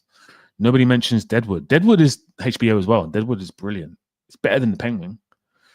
Yeah, I've seen it. I love the cinematography, especially great DP. Yeah, the director of photography is incredible. Incredible. One of my best friends, and he deserves all the praise. Hader Zafar, amazing cinematographer, absolutely amazing. He's done like, I don't know if you guys know who Danny Dyer is. He's a British gangster actor, British gangster actor. Starred in loads of massive films, but Hader's done loads of cinematography for those kind of films, those British gangster films. Doesn't do that anymore because he got tired of doing that. He's also now a director, and his film Before Nikkah has had me traveling to Paris this year and traveling around London and the UK doing various festivals. So he's also a wonderful director as well, and a wonderful human being.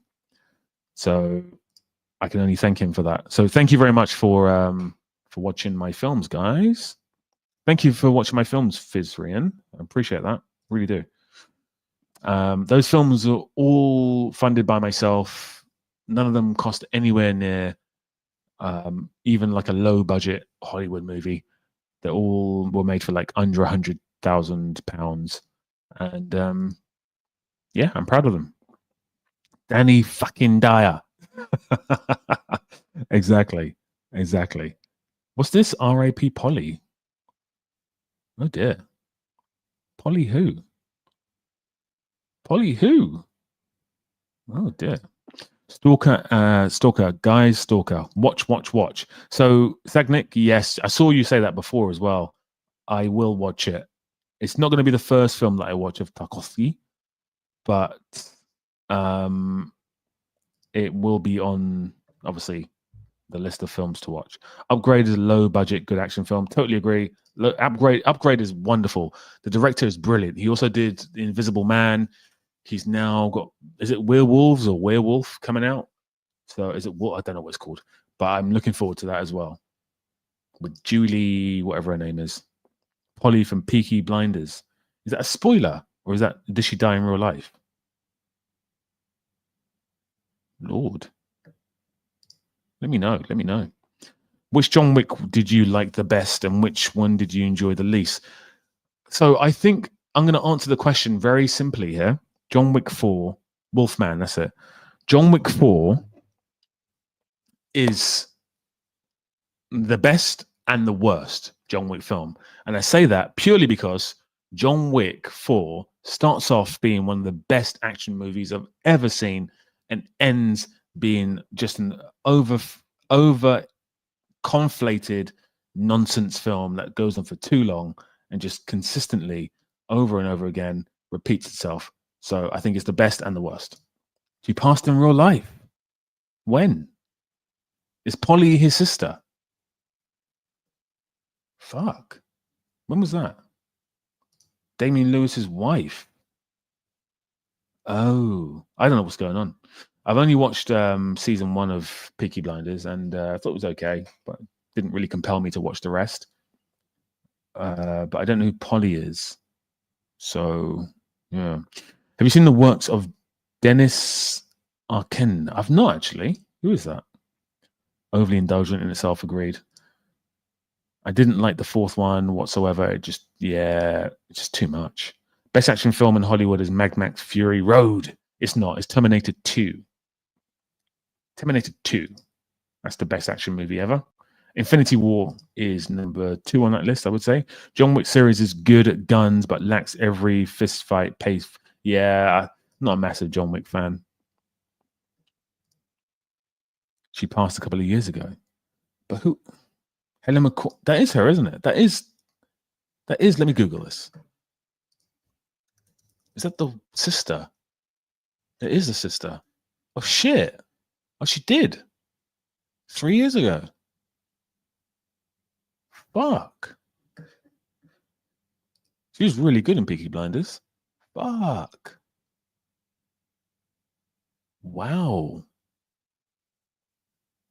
Well, you guys have she was married to Damien Lewis. Oh, fuck. Jeez. Well, that's ruined my birthday, hasn't it? Thanks, guys. Really brought the mood down. Favorite Terry Gilliam film, Brazil is a banger. I would say 12 Monkeys is my favorite Terry Gilliam film. Yeah, Juan, I would say, yeah. Wouldn't you not say, Juan, that Terminator 2 is better than... Would you not say that? Does anyone here like Taylor Sheridan? So I've started watching Landman. I've watched episode 1 of Landman, and it's fucking brilliant. I'm like, this guy is incredible. Incredible. I used to completely credit Denis Villeneuve with the quality of Sicario. And then I was like, let me just watch some more of Taylor's stuff. And I love Lioness, the TV show. I know Yellowstone's meant to be good. I only watched 1 episode. I didn't like it that much, but I only watched 1 episode, so I'm sure it's fucking brilliant as well. But Landman seems promising as well. This guy right now is the best writer in Hollywood. I have to say, he's the best writer in Hollywood.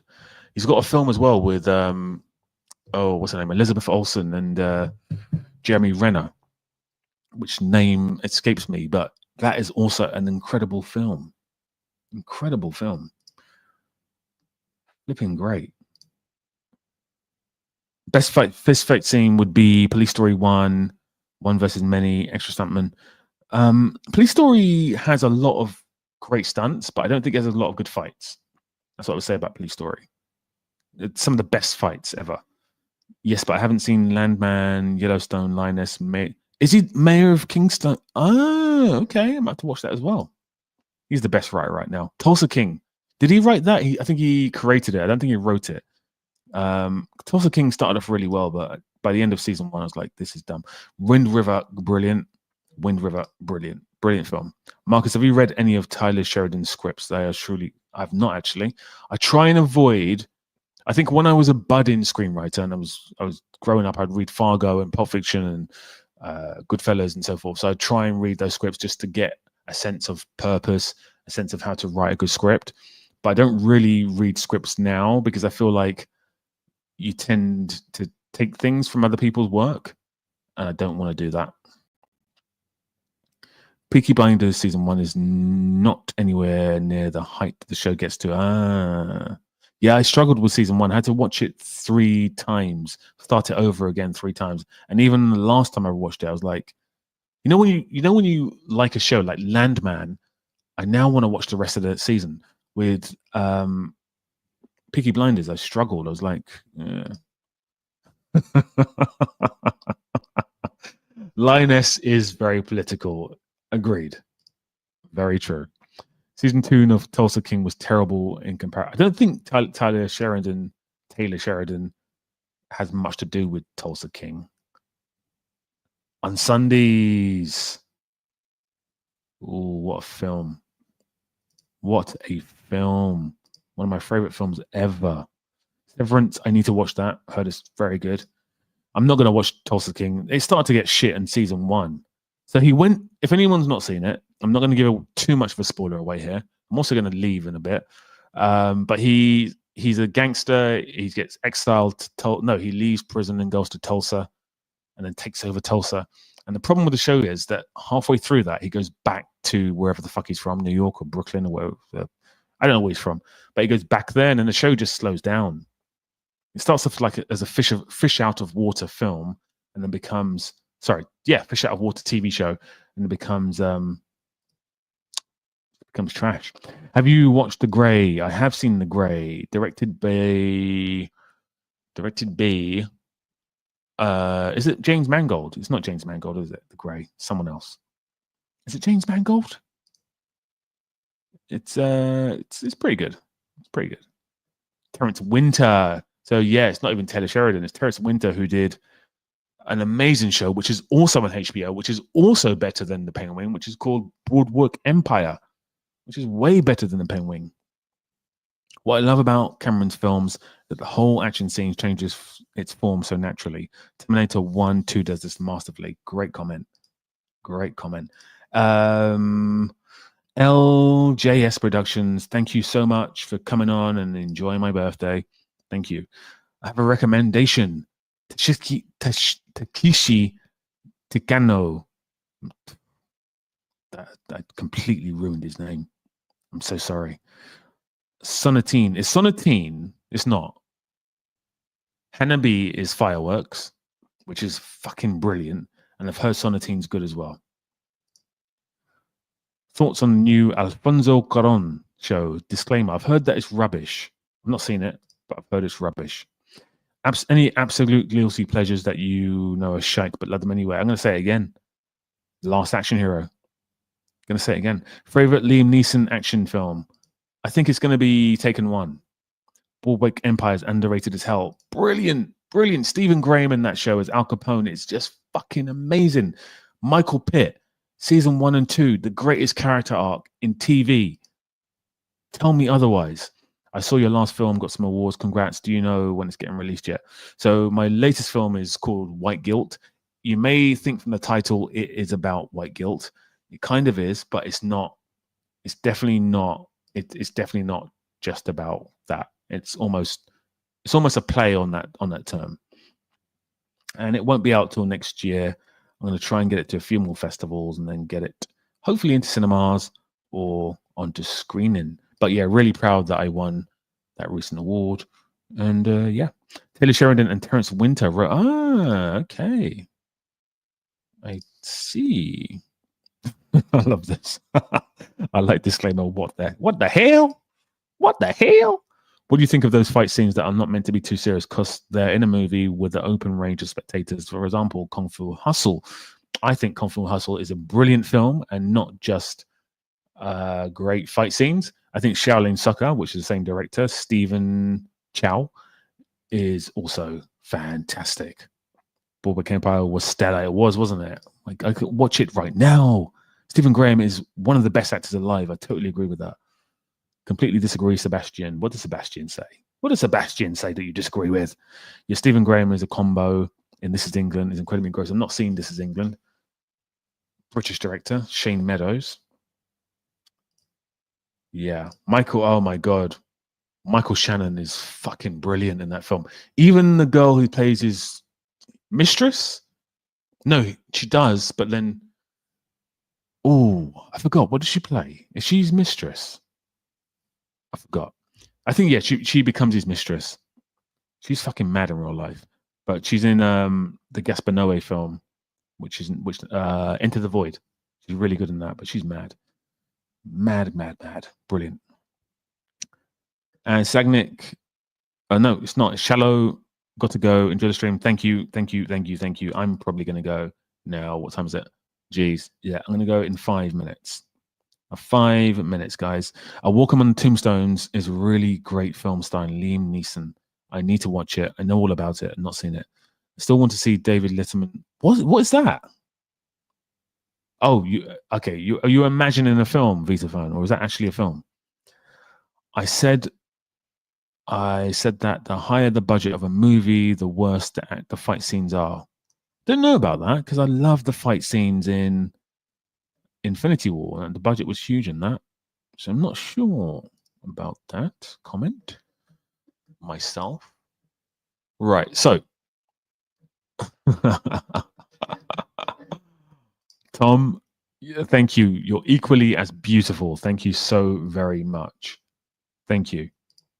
Marcus, the team is doing wonders under slot. We are, we are, Sagnik. We are doing some incredible things. I'm really, really impressed. But I like from his first press conference, I was like, I like this guy, and he's not let me down. But I'm not getting my head too high in the clouds just yet. I'm going to see what happens. I'm going to keep my feet grounded. Irreversible. That Juan, I wouldn't even call it a fight. It's an absolute annihilation. He crushes his skull. It's not even a spoiler, guys. It happens in the first few seconds of the film. A magnificent film, though. And anyone who I think it was Mackie who said Space Odyssey 2001 is crap. If you think Space Odyssey 2001 is crap, without that film, Interstellar would not exist. Inception would not exist. Irreversible wouldn't exist. It's a masterpiece. But Infinity War fight scenes are mostly, if not complete CGI. Yeah, but I think all the Marvel films, all the fights are CGI. They're all probably directed by a fight directing CGI team. But they look fucking great. And they feel great as well. If someone were to make a film of your life, who would play you? Ooh, great question. Ooh.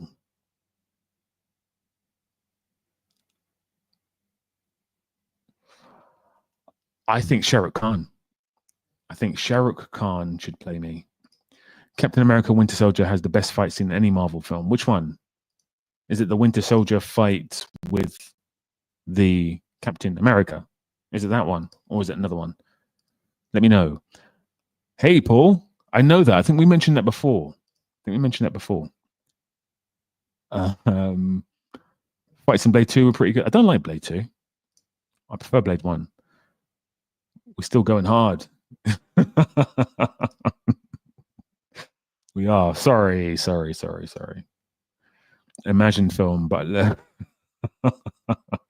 yeah, I would love it. I love it when he would, when he came out and confessed that he'd been sleeping with his secretaries. I think that part of the film would be amazing. Yeah, Mackie is a hardcore Kubrick hater. I can only say that he is. What's your ultimate guilty pleasure film?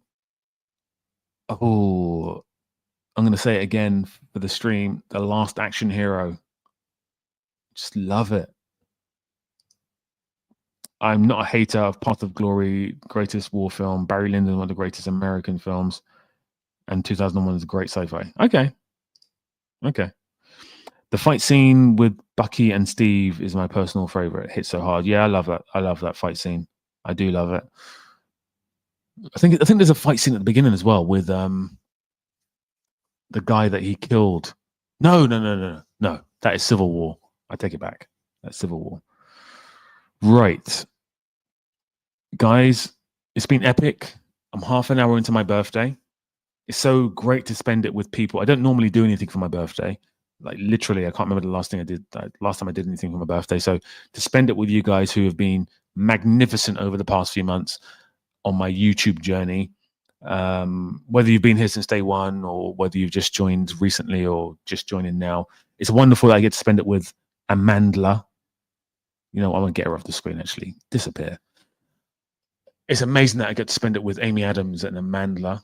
The only person missing really is Zendaya, so let me get her on the screen as well. Let me get good old Zenny on. That's what I call her, Zenny. Get her on screen before I log off. But yeah, you guys have been absolutely. Oh, she looks amazing in this picture. Let me get this one. Yeah, let me grab this one. You guys have been absolutely bloody credible, not just tonight, but in general. And honestly, YouTube is a pretty difficult journey, as I'm sure some of you have YouTube channels. I'm sure you would attest to. So to have your support is absolutely fantastic. And I hope you continue to support the channel. In terms of what I'm going to be doing going forwards with the channel, I do love the impact that bad movie fights versus good movie fights has had. I don't want to be doing that for the rest of my life, but I do love doing them, and I'm going to keep doing them. And yeah, hopefully you guys can come along with that journey. Only 49 likes. That's fucking awful. Hit the like button, please, you guys. Yeah, I saw that before, Sagnik, when you said that. completely. I saw that. Really cool. Really cool. I'll come into that in a second. But yeah, I'm going to keep doing what. So next week there should be volume 21 of bad movie fights versus good movie fights, where I will talk about bad movie fights versus good movie fights. But I also want to transition into other stuff as well, because honestly, at heart, I love movie fights. I love them. Fucking amazing. I didn't realize how much I loved them until I started doing the videos. I was like, you know what? Most of especially American films I watch, I'm sitting there and I'm waiting for the fights. And I only realized that when I started making the videos. Didn't really acknowledge that beforehand, but I do love movie fights. But ultimately, I think the thing I love most about films really is my art house films. So I love my, Thomas Vinterberg and stuff. So I do want to make other stuff on the channel. So yesterday I made a video which I really liked, which is kind of like a reaction video / just talking about modern things that are happening in Hollywood and film, and also transitioning into things like Sophie Rain, who I won't put on the screen because she's an OF. She's an OF creator, and I don't think I should put her on the screen because it'll probably have the stream banned. But yeah, so I want to do other stuff as well. So there will be more bad movie fights versus good movie fights, but I'm also going to do other stuff as well. I demand a video about Wong Kar-wai. I've only seen 3 of his films. I would need to watch the rest. No, I've seen 4 of his films. Blueberry, there's a film called Blueberry something that one of my ex-girlfriends made me watch. It was just fucking shit. But I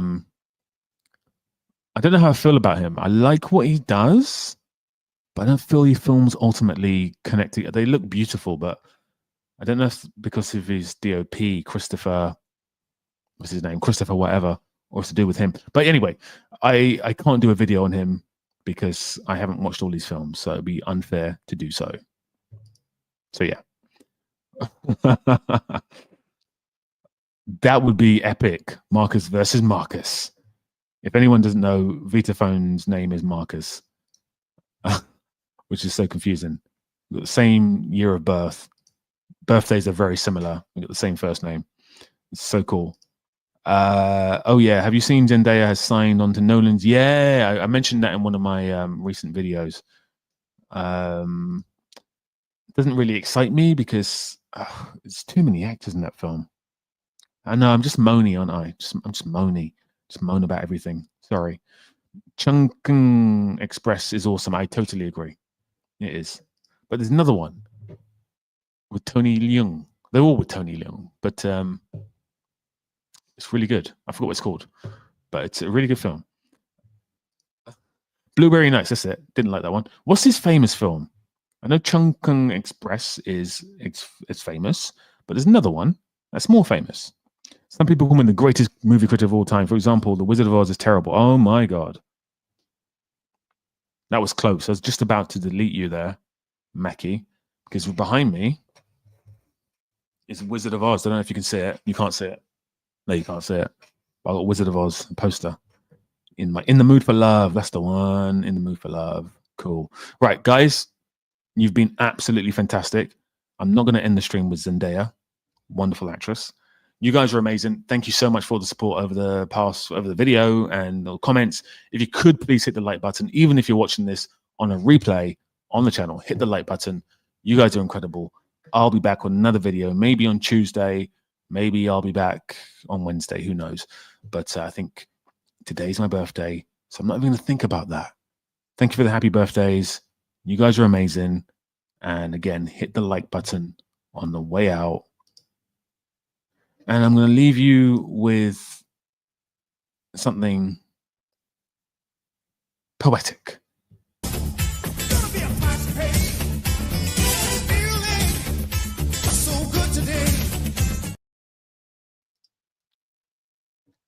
Peace out, guys. Big love.